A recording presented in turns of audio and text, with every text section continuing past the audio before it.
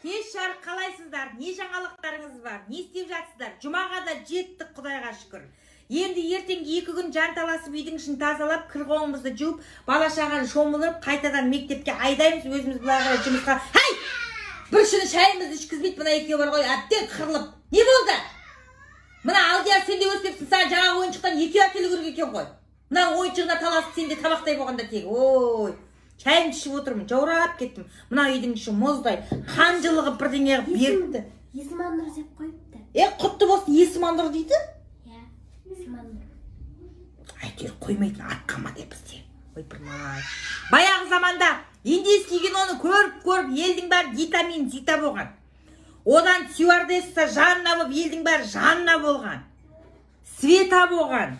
Енді мына арабтың аттары жақсы болуға біздің қазаққа. Неше түрлі арабтың атын қойып отыр, Құдай, қазақ екеніне ұялама.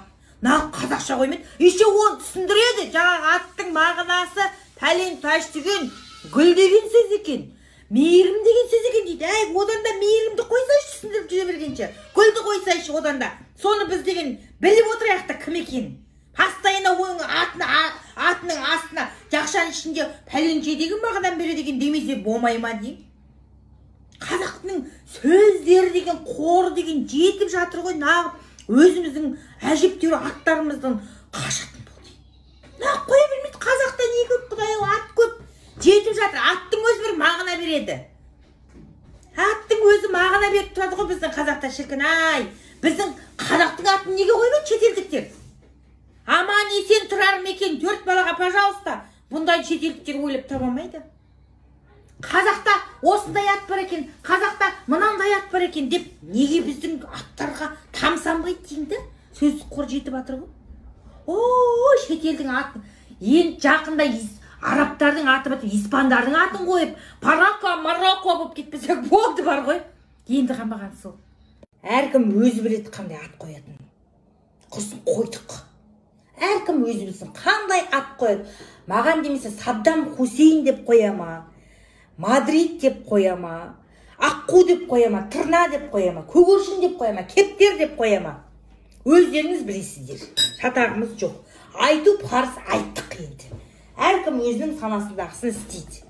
Енді қазақиланайық, жоғалмайық, ұлт боп қалайық деп жатырмыз ғой енді. Оны біреу былай түсінеді, біреу былай түсінеді. 2 күн болды қатындар, қырылып бітті, ана чатымызда бар ғой. Ат қою үшін қырылып бітті. Ат қою үшін бірінші туыңдаршы, Құдай үшін. Келін де тусын, өзіңіз де туыңыз. Қазақтың санын көбейте беріңіздерші. Кім деп қоясыңдар, өздерің біліңдер. Қалай ат қоясыңдар, өздерің біліңдер. Неше түрлі ат қойғыштар. Кризис деген ат бар ғой. Қоя берсін.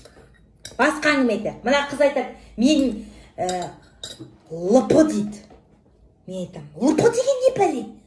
Любимая подружка деген сөз екен. Мен айтам, жыпы дегенді білуші ек баяғыда. Лыпы дегенде бірінші естідік. Рас, жан подружка деген жыпы деуші едік қой, е?